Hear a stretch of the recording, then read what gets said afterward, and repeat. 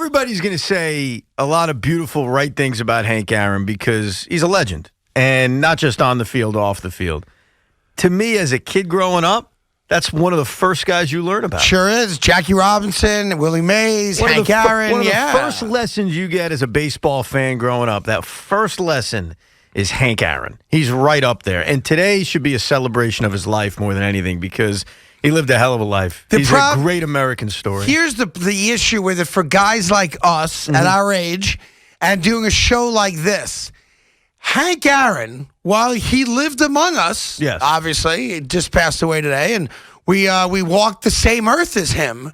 Hank Aaron's a history book. Oh, yeah. Hank Aaron, I never saw him play. You never saw him play.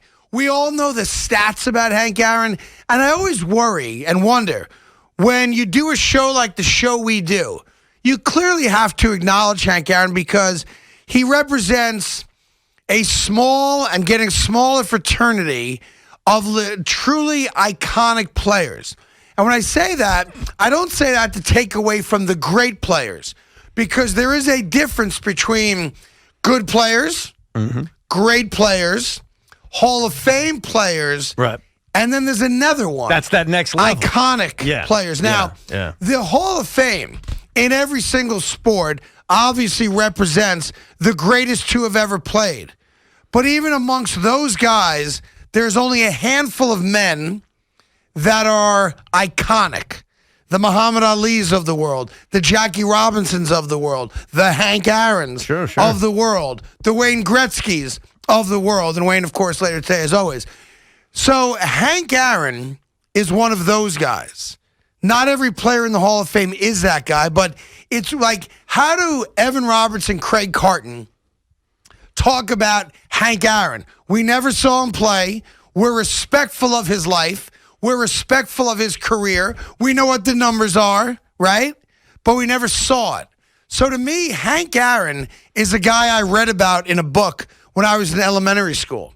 Hank Aaron's a guy now with the advent of technology. I've seen the home run 30 different times. I know 7-15 you're talking about. Yeah, I know the story of the home run. I know who the reporter was that actually ran around the bases and went crazy and is interviewing at home plate. You know who the left fielder was. You know who the pitcher was. So what we decided to do, and I hope this is the right decision. I hope you as an audience appreciate it and give us a moment to talk about Hank Aaron. We got to bring somebody else in to do the talking because I didn't know Hank Aaron personally. Evan doesn't know him personally. We revere his career.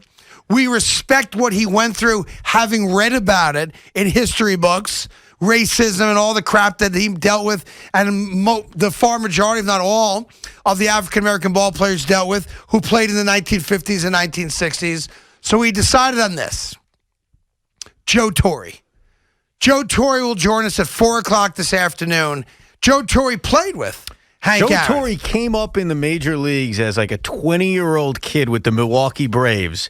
And one of his first teammates, was the great Henry Aaron. There you go. What a way to become a major leaguer. Imagine? To be a 20-year-old playing with, and at that point, Hank was iconic. Because remember, he came up in 54. They were in the 2 World Series against the Yankees. He had 3 home runs in a World Series. Would have won the World Series MVP, but I think it was Lou Burdette was amazing as a pitcher.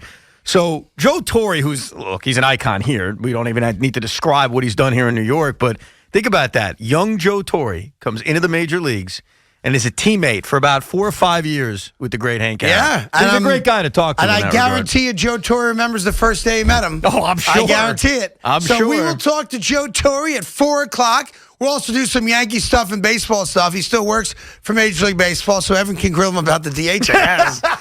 You think that's what I'm going to do? Or if baseball's going to start on time. I don't know. The last time we talked to Joe, I grilled him about the extra inning rules. Yeah, we went at it for a good 5 minutes. But, he's great, though. I do want to hear Joe Torre talk about Hank Aaron. Yeah, that's the priority. Especially being, as you said, a kid walking into a locker room, and there's a guy that walks on water. Yeah. That's Hank Aaron right there. So we're looking forward to that. You said something about the different levels of great sports athletes. I think this is one example of how Hank Aaron and Jackie Robinson and Babe Ruth kind of fit in that. My kid another generation removed from ever seeing Hank Aaron play will know who Hank Aaron is. Sure. There's going to be a lot of great players that as generations go by, you just forget about them, unfortunately, in history. But there are certain legends that will never, ever be forgotten. And there's not a lot of them. There aren't a lot. No, I agree with you. Nor should there be. Because think about it. If I sat here, unless you're like a really big diehard baseball fan, and I started naming great players of the 1930s, most people would say, I'd never heard of that guy. Right. Great player, never heard of him. So it takes something special to kind of break through when generations have passed and never saw you play, and yet people know who you are. And Hank Aaron is the kind of guy, and I think a lot of us, if we have kids who are 8, 9, 10, 11, 12 years old, and they start to learn baseball, one question one of our kids will ask us is, who's hit the most home runs in the history of baseball? And I bet you a lot of us respond by saying, well, let me explain complicated. This to you. All right. It's Barry Bonds, but this guy did it right. Yeah, and this guy, as he was breaking the home run record, was getting death threats. And this guy was something special. So I think you described that eloquently, that there are great players, but then there's icons. He's an icon 30, 40, 50 years from now. Everyone will still know who Hank Aaron is. The days like this, as New Yorkers, I think we have to take a moment to realize how lucky we are, especially if you're an older guy. Like if you're in your 70s and you're still with it and you're a big sports fan, like New York has more of the iconic players than anybody. I never saw Mickey Mantle play.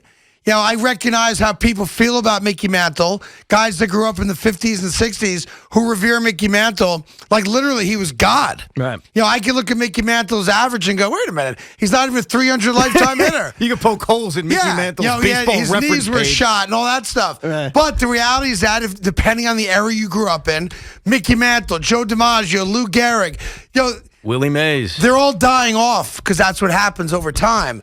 And we don't have the amount of iconic players today that generations before us had.